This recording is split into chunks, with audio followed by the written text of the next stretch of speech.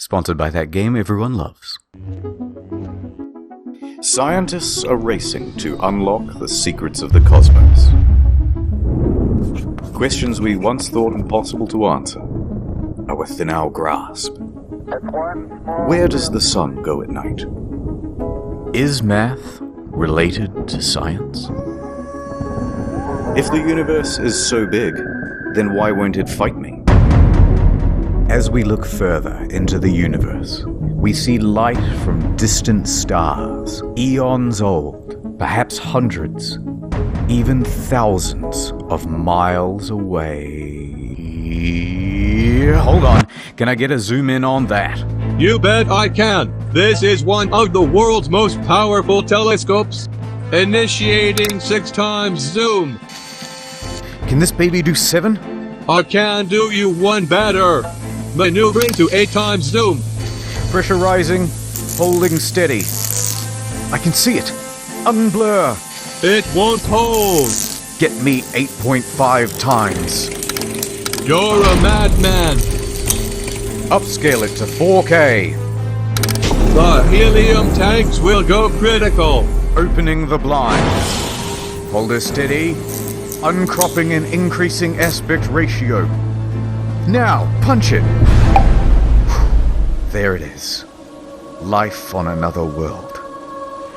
And to think, we owe it all to one indie development studio. Hello Games.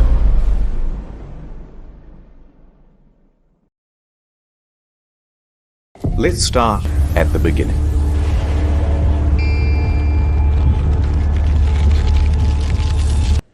Yeah, it's rewind time. Okay, the year is 2009. Guildford, England.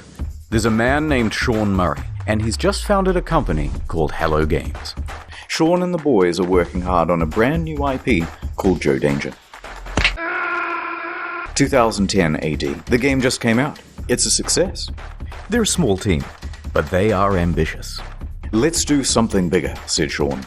Let's reach for the stars. How about Joe Danger 2? Brilliant! It's 2012. Joe Danger 2 has just come out. But that one doesn't perform as well. We need to do something even bigger than Joe Danger 2. Joe Danger 3? No. Even more out of this world. Something no man has done before. Joe Danger the mobile game? Yes! And that came out in 2014. Seriously, guys, biggest thing you can think of. I'm just a stock image, dude. Why don't you think of something? Sean pondered for a moment, then turned and looked wistfully into the mirror. Reflected back was the visage of Neil deGrasse Tyson. If you're going to make a space game, first person, have never been done before. How about that? I'm going up in orbit to repair the Hubble telescope. So that's not a knife. Who are you going to have sex with? How much microwaves are coursing through your body now? Planet, said Murray. Space game. Procedural generation. Planet. Okay, that sounds good. Yes, we all agree. So they set to work, cobbled together a prototype, and by VGX 2013, they are ready to announce another new IP. No Man's Sky. Check it out.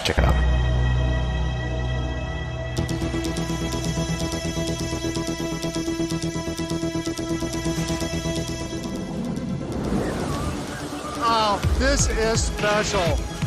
Oh my gosh! This is special. Yes. No!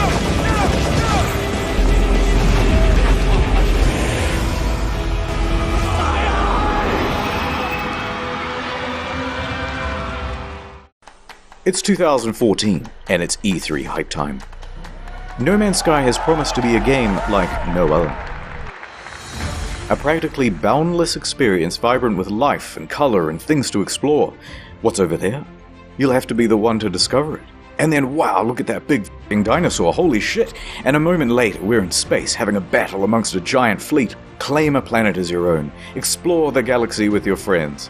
Okay, that's it. This is going to be the best game ever, you guys. It even won awards for its hype. and it will release in June 2016.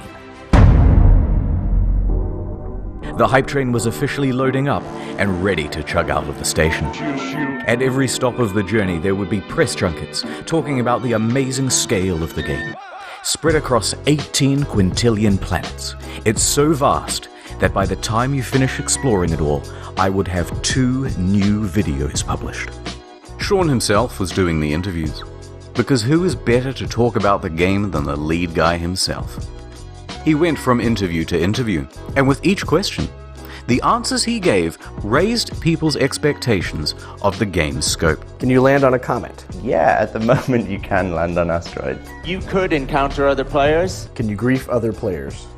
A little bit. They're literally building your own massively multiplayer world that's procedurally generated. Sand planets like in June, rivers, walking sentinels, hacking.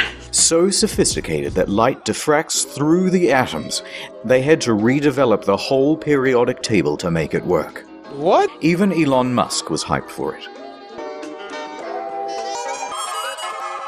2 years go by. It's early 2016, and that hype train is really moving now. Perhaps one of the biggest in video game history. Reddit was shoveling most of the gamer fuel.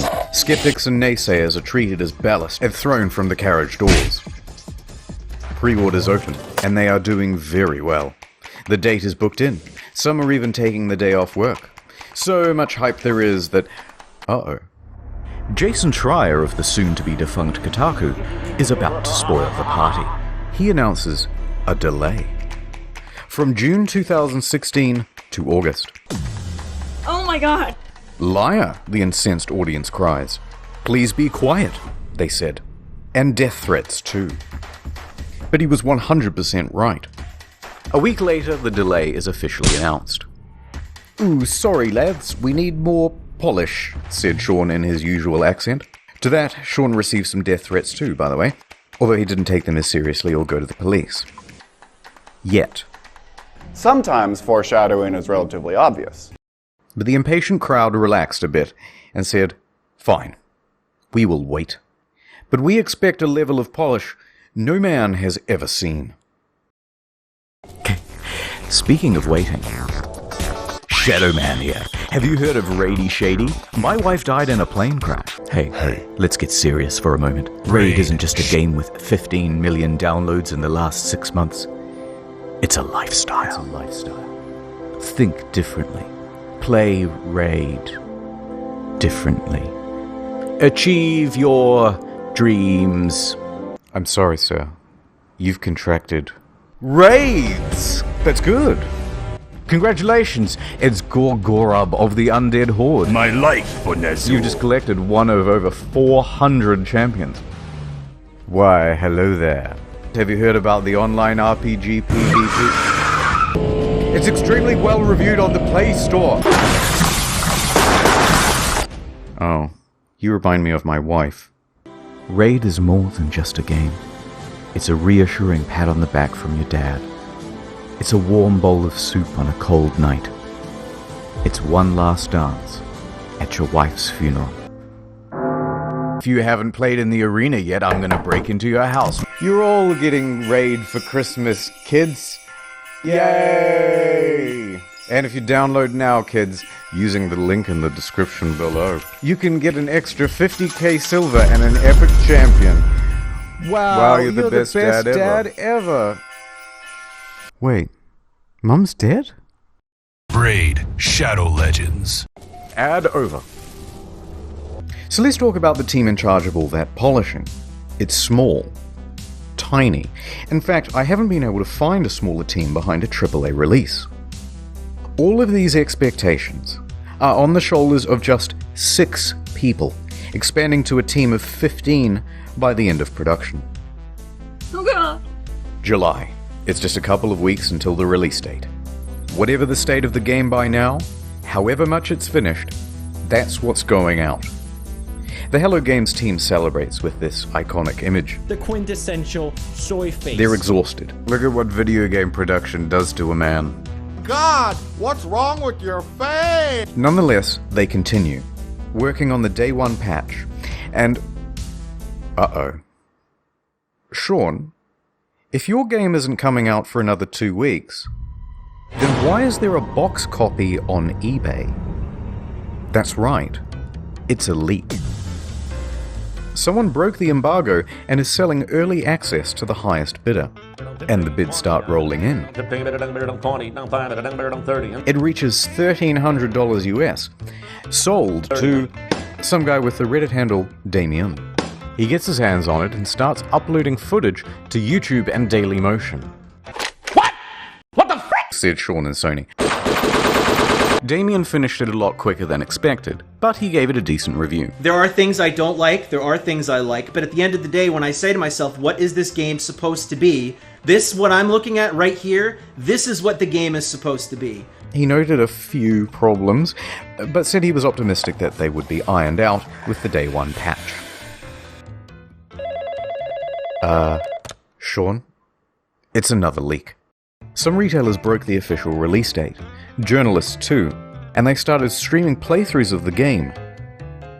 What the Sony tried to DMCA all these videos, but their aim was terrible. Round of applause, everyone. We've officially become No Man's censored by Sony. Our news story from earlier this week about No Man's Sky leaks has been hit with a copyright strike on YouTube. They went bumbling around from platform to platform, just taking down any video that even talked about the leak or showed the trailer footage. But it was too late. The footage had people talking more skeptically about the game. Especially because there were no early review copies. That's bad. And it was looking like the weight of all these expectations had become too much. And the whole thing was about to give. Oh no. It's August. Everyone's here. We've all bought the game and we're fucking hyped. Here we go, lads. Oh dear lord, it isn't finished. Hello, Sean. It is me, the auditor of games. I used to work at an astronomy lab. Don't worry about that. It seems like you've made a lot of promises. Promises that you have not kept. Let's go through the checklist. Have you got any large-scale joinable space battles? Nobody would want that. Ringed planets? No. Fine. Well, at least let me play as a trader. Some may call this junk. Me, I call them... No. Those sand planets from June look nice. Think I might... Please, Sean, there must be rivers. No, it's not. Animals interact with each other in the environment? No. Packs of walking sentinels, Sean.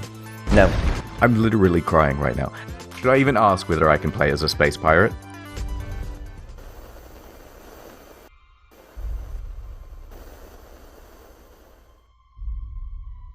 No. Factions with different attributes. You picked the wrong house, fool! Oh! Fly between star systems manually. But nobody's actually done it yet. If I can maneuver like in the trailer, I'll still be happy. No. Well, day-night cycles determined by the orbit of the sun. Yeah. Really? No. Land on an asteroid, radio chat, and name your ship, hacking, portals, all that stuff about the elements, Sean. No. This is not good, Sean. This is very not good. And ironically, the only bugs this game doesn't have are the butterflies in the demo. Buried buildings, aggressive emojis, tractor beam malfunctions, animal husbandry, oil slick world, raining grass, retarded animals doing retarded things. Ship's interiors disappear, first person mode as a gun. That's not how flying works. That's my only means of transportation, leaving the planet. Take off. Really take off. Holes in the map. Holes in my graphics card. Whole lot of nothing from down here. Textures bugging out, animals bugging out. Animals breakdancing. Look at these busy hands. Hello there. And a couple of unrequested ejector seats.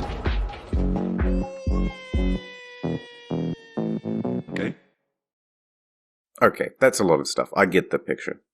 No wait, poor graphics rendering. Some can't even start the game. Frame rate issues, constant crashes. Major publications are having trouble playing the game on their machines. Even the best 1080 Ti's are stuttering. Alt-tabbing? That's a guaranteed crash. Desktop notifications? That's a crash. Playing the game? That's a crash. Changing options in the game without restarting? You'll get this. And if you got the pre-order version with the bonus spaceship, you might have a problem. Your special ship already comes with a hyperdrive inside it. Great, right? No, because you have to craft it in order to finish the tutorial missions. And if you haven't finished the tutorial missions, you can't leave the star system. So whoops, until they patch it, you're stranded.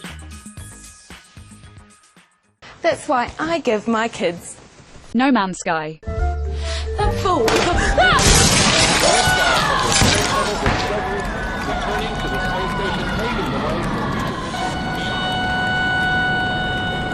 Ah, my ship's in bits!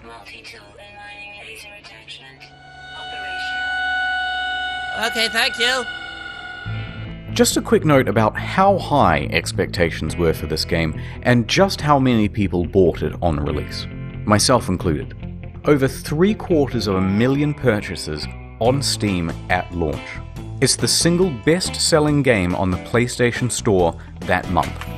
And the large proportion of people who bought it in the hopes of playing with their friends, well, you're in for a surprise. This one is a literal game changer. Is it even possible to meet up with your friends in No Man's Sky? The answer is absolutely yes, it's possible. On multiple occasions, Sean said it was definitely in the game. Will you be able to play with your friends? Yeah. Can you run into other people, other players on the game? Yes. But then just before the release, Sean posted this cryptic tweet. To be super clear, No Man's Sky is not a multiplayer game. Please don't go in looking for that experience. Oh, what?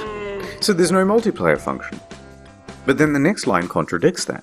Because the chances of two players ever crossing paths in a universe this big is pretty much zero. Oh, so it is multiplayer. You just have to overcome this finding each other hurdle. So you're telling me there's a chance? Yeah! Right? No, it's more confusing than that. Because the box doesn't mention online play, just network features. And the collector's edition had its online play icon stickered over. So customers are going, which one is it, Sean? Just tell us if it has multiplayer or it doesn't have multiplayer. Sean wouldn't give any answers. But after hundreds of thousands of purchases, people soon took it upon themselves to find out. Despite the claims that it would be so improbable. Chances of that are incredibly rare, just because of the size and what we're building. On the very first day, two people noticed they were only 4 star systems from one another, and they met up on the same planet in a live stream. Oh dear. A black pillow. Our streams are exactly lined up. If you go look at my stream, we're looking at the exact same area right now if you don't move. Yep, that's the same spot. And they can't see each other. I'm alone! That settles it. It's not multiplayer because it's so big. It's not multiplayer because it's just not fucking multiplayer. And this led to quite a revolt. What did Sean have to say about all this? So amazing, 2 people found each other on the first day. That has blown my mind.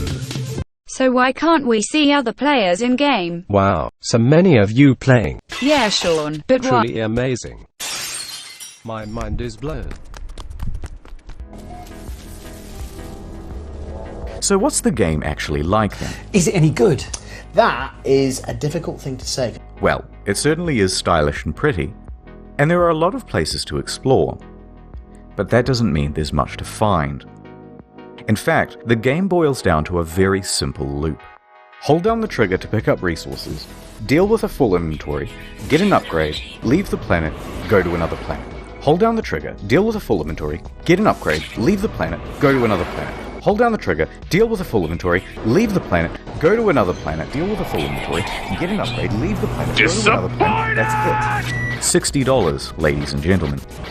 Refuel your multi-tool, refuel your life support, refuel a separate part of your multi-tool that shoots bullets instead of the mining beam, refuel your launch thrusters. It's busy work that makes it look like you have something to do. It's not real. How dare you! What followed was one of the most dramatic crashes in player numbers in gaming history. Sales in the UK fell by 81% in the second week. Concurrent players on Steam dropped from 212,000 in August to just over 2,000 by September and fewer than 1,000 by October. And what followed that was perhaps the biggest pylon in gaming history. Reviewers on YouTube panned the game. Oh, for fuck's sake! You done fucked it up! I had no hype, and I can tell you that, even without that disappointment, this game is hot garbage. Has anyone coined Sean Murray yet? Numerous times within the first 2 hours of the game, I kept saying, this is it, fuck this shit. Reviewers in the media were almost as harsh. Devastating realization that most of the crafting, combat, and other activities you do on and between those planets ranges between bemusing and outright bad. The criticism was deafening. And a lot of it really funny and creative. Krobycat made a video that captured the sentiment of that day, and if you haven't seen it yet, you're missing out. So people are furious. The game is boring, and soon people discover that complaining about the game is actually more fun than playing it. Wait, I'm now 3.5 hours into the tutorial, pretty much. So they started complaining about it like they were grinding for an achievement. This sucks. Fucking Minecraft in space! Many people made compilations of all the unfulfilled promises. One guy on the subreddit compiled a big list of all the missing features. Front page. Got a defense for No Man's Sky? Enjoy your downvote. In fact, the entire No Man's Sky subreddit was in such disarray it had to be locked. So by the end of the month, Metacritic was like scrolling through a bowl of Cheerios. By October, it was one of the worst rated games on Steam, with an aggregate of mostly negative from more than 70,000 reviews. The outrage at the game was headline news for weeks on dozens of games news publications, and the price on eBay and Amazon and secondhand at GameStop was crashing through the floor. Please, no more. But the beatings had only just begun. The demo planet was data mined and found to be, of course, totally scripted and not randomly generated at all. I've just got to pick one of these at random. If anything horrible goes wrong, just keep in mind that I've not been here before. It wasn't some level that we built or something like that, even though I think it looks quite nice in places. People watching this would wonder why you're showing this area again. Like, what's so special about demoing the game on this planet? Oh, no, it's just a place that looks nice. No. Bad Murray. I could have ended the demo with some, pre-scripted crazy thing that would happen. You know what I mean? The normal thing of like, and then a monster emerges from behind the mountains,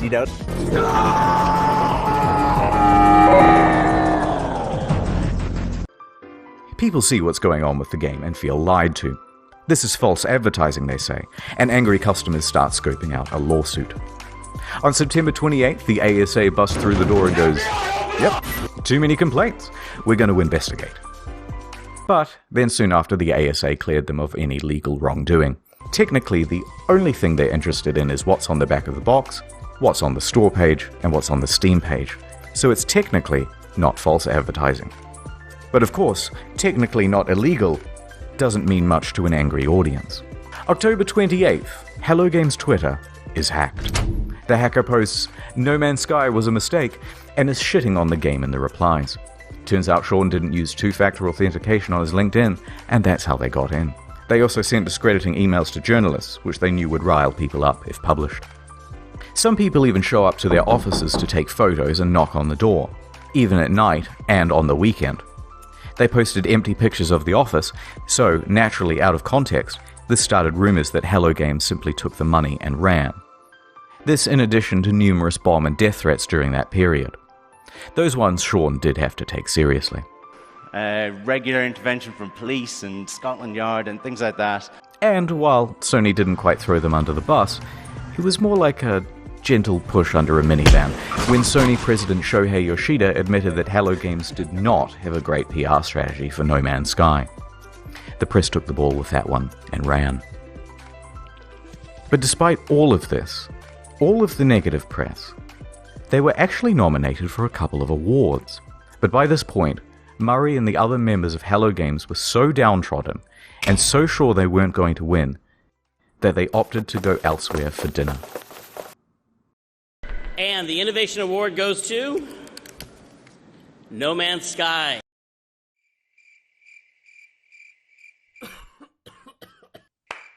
Oh, bro. This lovely trophy going once. Whoops. I'm going to accept this on the behalf of Hello Games, and congratulations to them. And now I'm going to walk off stage like I planned that whole thing. By this point, you've got to feel just a little bit sorry for them. And then what followed that was the final straw for many. No particular incident, but a lack of incidents. Silence. Over 3 months of not a damn word from No Man's Sky. Where are they? Where is my refund? Where is Murray? Shouted into the void. The game was over, and it was dead.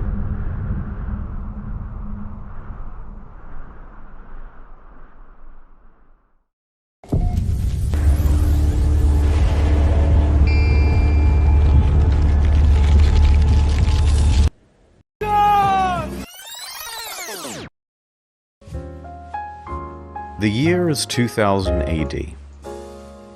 Sean has just graduated from university and is headed into the big wide world. He rises up the ranks at a number of studios, eventually working as a technical lead for Black and technical director for Burnout 3. When Burnout's developer is bought by EA, he is in his late 20s.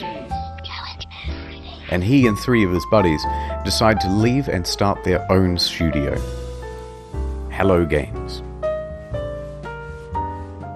This was a risky venture. So we'd done this incredibly foolish thing of like quitting our jobs, and then we had to sit down and try and decide what the game was going to be. Together they create their first title, Joe Danger. They work on this game day and night. In fact, even once they were arrested in their own office because the police thought they were there to rob the place, because who would be working at 11 PM on a Sunday night? But they had to work that hard. Like any startup, it was a huge financial and professional risk. They had no income. They were working in a tiny room above an old tile shop, living off savings. And to keep the project running, Sean even sold his house. So we made a really tough and probably at the time seemed really foolish decision. It's kind of almost embarrassing for me to talk about. I sold my house and just basically went all in and funded what we were doing, which is not something I would recommend anyone else do. But by June 8th, 2010, they had done it. The game was good, and they could breathe a sigh of relief because on the very first day it hit the PlayStation Store, they made their money back. 2 years later, Joe Danger 2 was released. It was not the commercial success they had hoped for, and they didn't want to just keep pumping out sequels. That was a trap big players in the industry had fallen into. In his spare time, Sean started working on a prototype for a procedurally generated game. They took another gamble and scrambled to get a trailer out in time to present at VGX 2013. So the project is official now, and the pressure is on. Around this time, Sean is also looking to start a family. Concurrent to all this development, he would go on to have 3 kids, so the weight of responsibility is really piling on. But their hard work will pay off, as they're finally going to have a chance for some R&R around Christmas.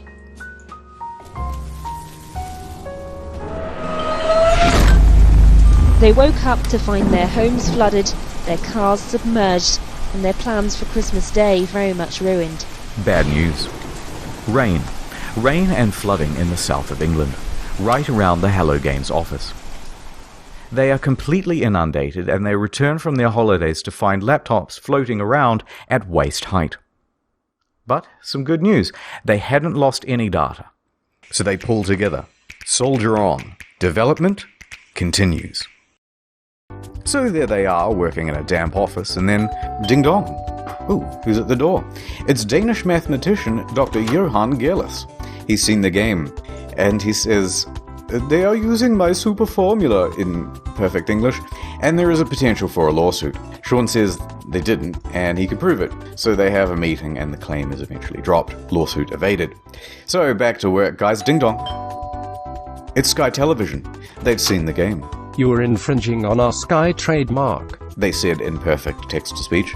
They had succeeded in getting Microsoft to change SkyDrive to OneDrive, and they were about to give gamers No Man's 1 under threat of lawsuit. But this lawsuit didn't just go away. The threat loomed over them for the next 3 years, right up until the month before release. So they get back to work, and Ding dong. It's Sony, with some good news for once. We like your game, kid. We want to feature it front and center and make you a big star. This could mean millions of dollars in additional revenue. They said, yeah. But along with it, a lot of press for this game would need to be done. Being a small team, they didn't have anyone for PR. They had their designers, they had their developers, and that was about it. So it's up to Murray. Sean's in his early 30s now. Not super young, but relatively young, and inexperienced for this type of media circuit. This deal with Sony put extra pressure on them. It set deadlines. It's not that it's Sony's fault, but they're locked in now with much less flexibility. So when May rolls around, and they have no option but to delay, even if they wanted to ask for an extra 6 to 12 months of development, which they really need, it's probably too much to ask for. So they extend from late June to August. Only 6 weeks. From here, you can predict what's going to happen to multiplayer and a bunch of other promised features. So here's how the hype happened. Scope of game. Time. And here's the line which shows the reality of development. Progress is steady and ends in August 2016. Now here is the line of player expectations. It should start out here and follow along the purple, but the overhyping trailer comes out and puts us way up here. This is special. In this trailer, it features a bunch of things that Hello Games thinks they're capable of having in the game by 2016. That's the first big mistake. Then it's announced for PlayStation and it costs $60 and there's a collector's edition. Second, even bigger mistake. That puts us all the way up here. And I think this is the main problem, because price tags set expectations. For a $60 game, this was seriously barren and disappointing. Now, if they had put it out for $20 as an indie game or an alpha, no problem. But when they gave it the AAA treatment, people rightfully aligned their expectations with other games in that category. That is the main reason customers' expectations were so skewed. Then Murray went to interviews, exacerbating the problem. Every time he mentioned a feature in the game, even in passing, fans set their expectations to AAA heights for that feature. Now, some people think the interviews are the main problem. In my humble opinion, not so much. Most people never saw these interviews.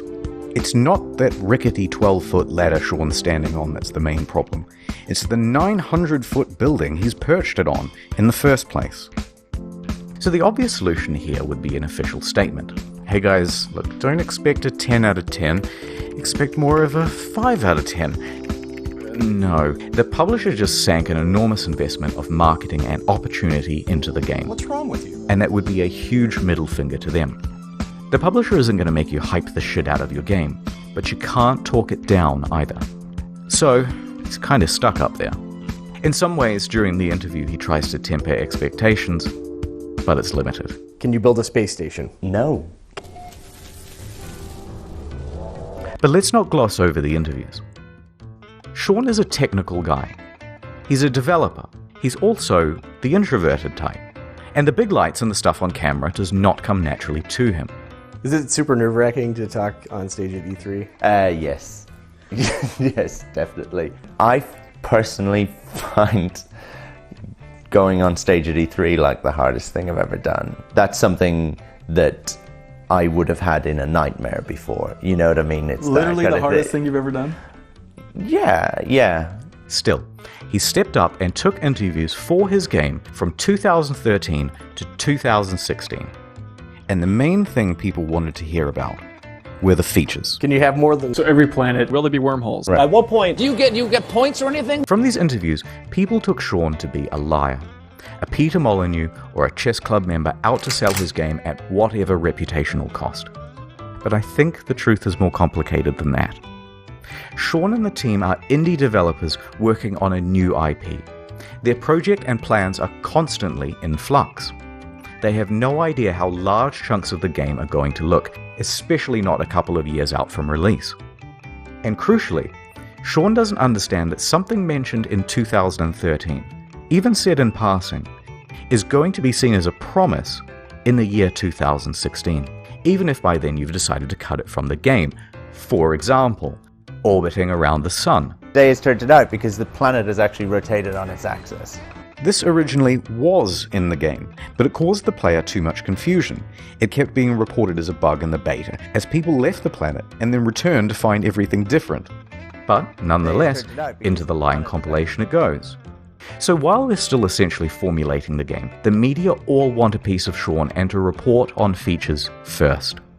Conversely, Sean thinks the reporters might help him to temper down things by emphasizing that Hello Games is an indie studio. But that is not how journalism is done. This is how journalism is done. Can you customize the look of your character? Sort of. Full customization confirmed in No Man's Sky. Periodic table to create atmospheric particles that would diffract light at just the right wavelength. Who the f*** told you? The press kind of operates downstream from the community because things are click-driven as to what stories you get served and things like that. But a rumor would surface from Reddit straight to the front page. There's all this hype, and the project has increased in scope dramatically and keeps increasing as the months go by until a point.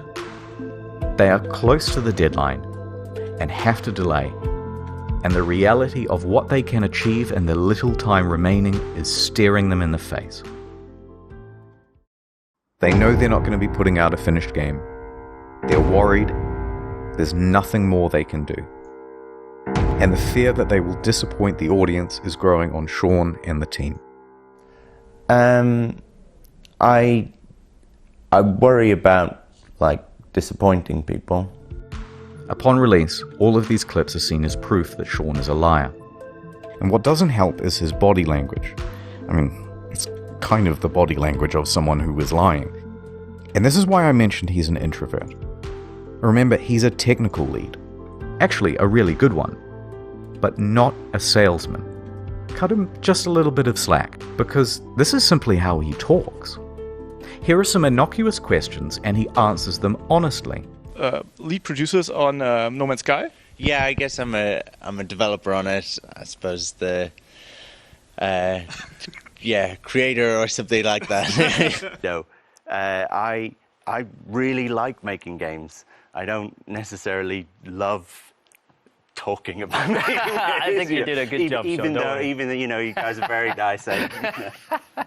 Mate, seriously. Same body language. And Jesus Christ, they have him up on stage and in front of cameras and bright lights and on the goddamn Colbert Report. Try keeping your nerve on that. Nonetheless, free of that context, the clips have him cemented in the community as a liar. So the graph plays out right to release. And that graph, it's actually a track. And that track is what the hype train runs on. So it comes barreling up the hill. Instead of neatly pulling into the station, it comes crashing right through the roof. The disaster unfolds. They are absolutely shit on. So there were Sean and Hello Games, surrounded by the rubble of their former reputation. Punished Sean was at his lowest point, hated by the majority of the gaming community. But they were still alive, and they had made tens of millions of dollars. They were left with two choices. Take the money, start a new project, and be a pariah, a cautionary tale of the industry and hated by the gaming community forever. Or, pick themselves up, get back to work, and with potentially no profit motive, finish the game. It allowed me to do something that I've always done in difficult times, whether it was crappy bosses that I've dealt with before or crappy situations at school growing up. I got my head down, I sat in front of a computer, and I made games, which is what I enjoy. They picked number 2. So, here's the plan. The team is assigned to fixing bugs and the most obvious problems. Go. Sean tells the team to stop reading all the overwhelmingly negative feedback on the game, and he reroutes all of it to his personal devices. Emails, forum posts, Google News alerts, player feedback, it's all going directly to him now. Then he starts breaking that down into data sets. People who haven't bought the game, people who have bought it and played it for 100 hours, people who have returned it, etc. Then he starts compiling those complaints into usable data, focusing on the people with the most sincere experience of the game. Then we start making a big laundry list of all the things that need adding and prioritizing. First thing to fix is that full inventory. Then community mod support. Then a third thing, etc., etc. This is going to take an enormous amount of work to pull off, and they're not going to make the same mistake twice. So they would need to sharply adjust their PR strategy. Anything they said right now, an admission of guilt, I've made a severe, would be met with criticism. Denial, it's not that bad, would be met with criticism. Corporate speak, well, we endeavored to make the best game we could and we are proud of what we have, would be met with criticism. Half of the problems have been caused by speaking too much. So they were going to do a complete 180. Instead of adding more fuel to the fire, instead of accidentally promising fixes that might also not be delivered, they wouldn't speak to the press again. Female traits you're talking about, I'd say that's a generalization, but you... They were going to speak to the community directly from now on. So they told the audience they were working on it and went completely silent. 1 day passed. No word. 2 days. A week. Have you heard from Hello Games? They just had this disastrous release. Nope, haven't seen them. I hope they're working on the game. 2 weeks. Dude, are you working on this thing? Just ignore them, just work. 3 weeks. Okay, what the fuck is going on? WTF, it's locked. A month. They took the fucking money and ran, didn't they? Don't say anything, it's not going to help. 2 months. 3 months. By now, most people were convinced that the game was abandoned. They had made their money. It's all over. Then, after over 100 days of absolute silence, a tweet. Foundation. The first big patch. It is me, Sean. No, go away, Sean. I am mad at you. It has been too long. But I bring you gifts. His accent sucks. It brought base building, new game modes, farming, camps, and freighters, as well as a lot of bug fixes. You will have to try harder than that, Sean, to win my love back. It still fell well shy of the promised game. Too little, too late. So Sean left, returned to his team, and got back to work. A few more months went by, and then another tweet. Pathfinder. What do we have here?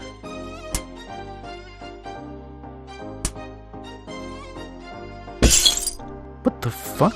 Oh, it's you, Sean. I bring you online base sharing, own multiple starships, starship specialization, multi-tool specialization and classes, permadeath modes, vehicles you can drive around in, and create racetracks for them too with time trials. Look at this. Okay, that's pretty good, but I'm still mad, and there's still a ton promised that isn't in the game yet. So Sean went away once more. A few more months went by. Knock, knock. Oh, it's you, Sean. What is it now? I bring you an overhaul to the storyline. New worlds, crashed freighters, space combat, terrain editing, portals, procedural mission system, interstellar trading, and joint exploration. By now, people were really starting to warm to No Man's Sky again, and to Hello Games. The game has in many ways exceeded what was promised. It's a substantially better game now. No Man's Sky is back, baby! People saw this was an honest effort to fix the game, and the number of employees working on it was growing, from a studio of 15 to 25. Sean Murray and Hello Games social media also started becoming more active and engaging with the audience. The subreddit was flourishing once more. The price of the game second-hand on Amazon, eBay, and GameStop was going up. Then a few more months went by. Next, a really big patch. What the fuck? Oh my god. Holy shit! Planet! I just got goosebumps. Oh no! To be super clear, No Man's Sky is not fuck that. Here's the full and proper multiplayer experience. Ringed planets, third-person mode, character customization, a galactic atlas on an external website for the community, vast overhauls to base building and crafting and resources, and it also brought the game to Xbox. In fact, with the release of Next in July 2018, No Man's Sky was the 6th top-selling console game for the month. It climbed its way back into Steam's top 10. It reached nearly 100,000 concurrent players. It brought another $24 million across all platforms. Their Steam rating went from mixed to very positive. People were getting back on board in a big way. But they weren't done yet. Better creatures, weird underwater shit, discoveries in bases and environments and equipment, and it keeps going. New biomes, more diversity, archaeology, more things to discover. By now, Sean and the gaming inspector, personification of the gaming community, had literally patched things up and were making out on the couch. Which was when he released his biggest patch to date of this video. Oh my god, dude! Free VR support. Not a whole other game you have to pay for, like some titles. Overhauls to NPCs, tech trees, base building, streamlined multiplayer, ride animals around. All sorts of stuff that was never promised in the first place. And they're still adding more stuff. Someone at Valve, who was a fan of the game, said to me, what you do now is more important than what you say. There's only one thing that's credible, and that's your actions. In fact, I was so slow to get this video out that they put out another patch the other day, with ship salvaging, ship upgrading, more advanced terrain editing, first-person exocross, improved VR, improved base building and inventory management, and quality of life stuff. It goes on. Is it perfect? Technically there are still things on this spreadsheet missing. But come on now, we're starting to nitpick. Especially when you compare them to relationships with other games companies. They could have gone the route of Fallout 76. Paywall mods with Fallout First, charging a monthly fee, a downward spiral more and more into pay-to-win scraps released without QA testing. But instead, they never added pay-to-win. They never added microtransactions or paid DLC. They never made VR as a second game. They didn't give up on the game or scale their resources back to do it. They didn't come out and call all gamers entitled. They didn't add loot boxes. They didn't start work on the next big project or sequel. They didn't do much of anything except get back to work. And just like that, the game once panned by critics now had awards rolling in. Your developed star 2019, No Man's Sky, Sean Murray. No Man's Sky next. No Man's Sky. No Man's Sky's next. No Man's Sky. And to cap it all off, the subreddit No Man's Sky the Game even got together and pooled money for a GoFundMe to have a billboard installed near the Hello Games offices. It must have been a harrowing moment for Sean and the team. They took a huge risk to start a small studio. They clawed their way up to create one of the most notable games of the console generation, disappointed pretty much everyone with the release, and took one of the biggest online beatings in video game history for it. As a family, post-release, we faced some really difficult challenges. Everything that you can imagine from like the worst of the internet, we hit. But then over the course of the next 3 years, completely turned it around and came out the other side with a win. It's the underdog story. And after doing all of this research, I couldn't help but come to the conclusion that they were the good guys. Gay! So what is the future for Hello Games? In 2017, they announced Hello Labs, a support program focused on original titles and games using procedural generation. Two of the team also branched off to work on a small title called The Last Campfire. But for the foreseeable future, they're just working on No Man's Sky.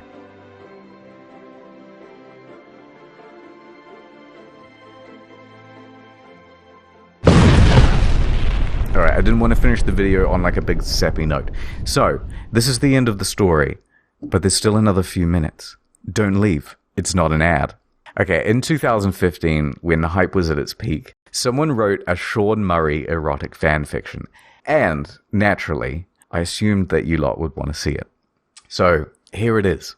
My evening interview at Hello Games. I arrived at the Hello Games office in the early evening, as the sun was approaching the horizon. Taking a deep breath, I nervously pressed the doorbell. The door opened, and Sean poked his expressive face out to greet me. "Hey you," he exclaimed in his adorable British Australian accent. "I'm so happy you could make it and spend the evening with us." "I was so happy when I heard you agreed to let me come in for an interview," I said. "Oh yeah, the interview. I forgot," he replied with his usual brilliant humor. I laughed. "You're so funny, Sean. Let me show you my office." "I have a surprise for you," Sean said. He led me to the room where we sat down on a soft vinyl couch. "So let me show you the surprise," he said, softly. "It's the newest build of the game. We just added some new features." He booted up the game on a PS4 in his office. I stared at his face. I like your beard. It's sexy," I pretended to say to him in my head to myself. I had a secret crush on him. There was something about his humble demeanor and feeble yet handsome bone structure that was so alluring. "So here's the game," he said eagerly. It opened on an alien world just calling out to be explored. I began to sweat. Here it finally was, in front of me in all of its glory, and it was being played by Sean in front of me in all of his glory. I nervously spoke. "Could I try playing?" I said. "Oh, I suppose, of course," he said, chuckling. But another few minutes passed without him handing me the controls. "Sean," I said more confidently. I put my hands on his hands as he gripped the controller. He looked me straight in the eyes. I stared deep into his beautiful, glistening eyes, utterly transfixed. "Sure," he said. He let go of the PlayStation controller, still sweaty from his firm grip. "But I have another surprise to show you." He stood up. Redacted, he muttered. "Yes, please," I said, blushing as red as the treetops of Aurea 5. He grabbed my shoulders, guiding me confidently towards the coffee table, like he confidently guides the Hello Games team towards the game's release. The one true Sean Murray, not that baby-faced loser asshole poser from NCIS. Made sweet, sweet love to me. I wasn't sure what I was more excited about. Finally, redacted, Sean Murray, all finally playing No Man's Sky. After exploring the planet's surface, I entered my spaceship and took off. Just as I left the atmosphere and burst into the breathtaking expanse of space. redacted. It was an out-of-world experience.